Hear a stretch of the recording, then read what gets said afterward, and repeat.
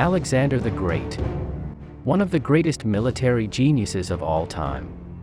In an attempt to emulate the gods, he went even further than some of them, and although he ultimately failed to consolidate his ultimate goals, his failure towered above the successes of others. One of the most amazing things about Alexander was not the enormous conquests he made across Asia, but rather his speed and genius on the battlefield. However, he died in Babylon at only 32 years of age, and the main question this leads us to is this: what would Alexander the Great have conquered if he had lived only 10 or 20 years more?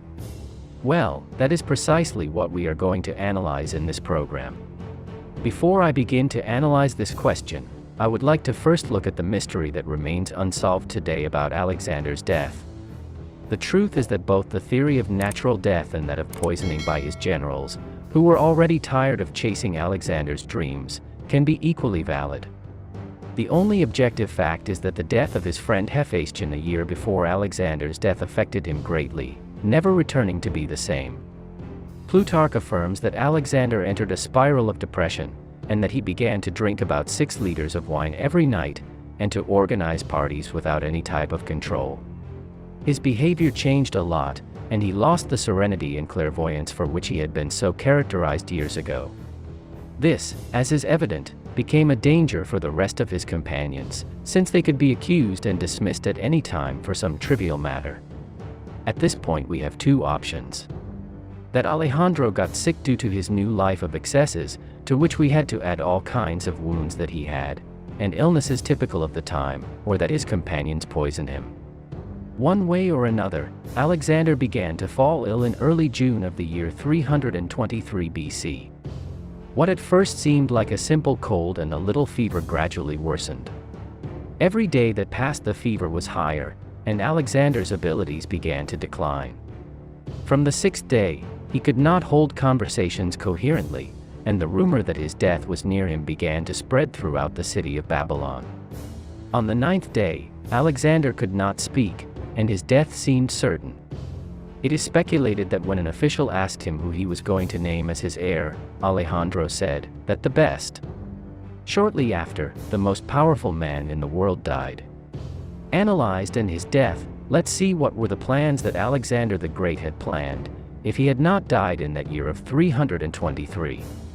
The next campaign that the young king was going to carry out was the conquest of the Arabian Peninsula, to which a naval expedition that traveled the African coast had to be added. Do not forget that another of the objectives that Alexander had was the exploration and search for the ends of the world. The main problem in conquering the Arabian Peninsula was not the kingdoms that had to be defeated, but the inhospitable desert within it. The Romans would send an expedition to Arabia, but it was impossible to penetrate inside. What could be done was to conquer the entire coastline, and this is something that Alejandro could have done if he managed to establish a good supply line for his troops. Regarding the plan to explore the entire African coast, we have to say that the Greeks already speculated that Africa could be surrounded by sea, and so they drew it on their maps. Although little known, the ancient Greeks had already left the Mediterranean Sea and had even reached the shores of the British Isles, and an undetermined point to the south of the Atlantic Ocean.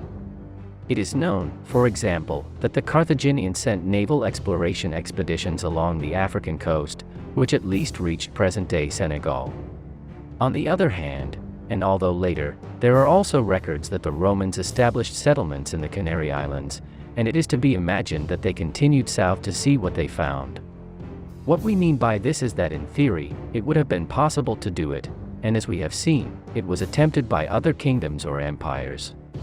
The second objective that Alexander the Great had in mind was to one day return to India to resume its expansion in the same place where it had left off.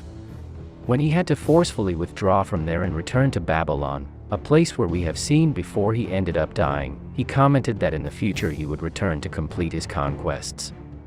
If we look at the map, India is on the edge of Alexander's great empire, and there were numerous very populous and powerful kingdoms there, which would have made it really difficult for him to advance. Finding himself in this situation, Alexander's problems were no longer obtaining victories on the battlefield, which he so easily did, but rather logistical issues. Another possible destination for the Macedonian king was the Mediterranean. With his starting point in Greece, it would have been relatively easy to launch an expedition on the Italian peninsula. In those years of the 4th century BC, the small Roman Republic was made up of just a handful of cities around Rome, and it would not have been a problem. In a similar way it happens with Carthage, which, although in a better position than Rome at that time, would have its true apogee a few decades later. After conquering the Italian peninsula, and subsequently defeating Carthage with a little more difficulty, Alexander would have taken control of the Mediterranean, and the history we know today would have been very different. At this point, the question we must ask ourselves is, would these conquests have been enough for Alexander? Almost certainly, the answer is no. In any case, let's see below an element that is rarely valued. When Alexander conquered the Persian Empire from Darius, he had the advantage that this territory was unified. This makes the conquest much easier and faster, because once the enemy armies are defeated, and the king is replaced by another, the conquest is complete. The problem comes when the territory is divided into hundreds of tribes, and there is no point of union. Although this does not represent military problems, due to the weakness of the small kingdoms that are being defeated, it does make the campaign much more tedious and slow. This is the problem that Alejandro would have found if he had decided to continue through present-day France or Spain. The conquest of Gaul took the Romans almost a decade, and that of Hispania lasted for 2 centuries. Although Alexander had tried to do it with greater intensity, the difficulties in unifying all this territory under his command would have been quite costly. To this, we have to add another factor, this being to maintain and consolidate the conquered territory. And it is that, with an expansion as rapid as that made by Alexander, and having to control a territory of millions of square kilometers, the problems were always present. A revolt in a distant satrapy in present-day Pakistan, an incursion of some Indian or even barbarian kingdom into Greece itself, problems with pirates in the Mediterranean, or any kind of plague or famine in any of its territories, were something with which that Alexander would have had to deal with constantly. What is clear is that although Alexander could have made more frenetic conquests around the Mediterranean, everything would have fallen like a house of cards at any moment of weakness on his part, or after his death, as it happened in reality. Well, unifying and managing such a vast territory is a practically impossible task. Although Rome could do it a few centuries later, she did it through slower conquests, in which the territory was completely consolidated. In any case, and although we have tried to be as rigorous and realistic as possible, all these actions are part of speculation. What do you think? Which option do you see as more likely? The expansion through India, or through the Mediterranean? I opt more for the Mediterranean. I leave you in the description other programs that we have uploaded to the channel, analyzing how Julius Caesar died, or what were the 5 most dangerous enemies that the Roman Empire had to face. We say goodbye here. Many thanks to everyone, especially the sponsors who make this possible. Subscribe and share this program if you liked it, and see you in the next one.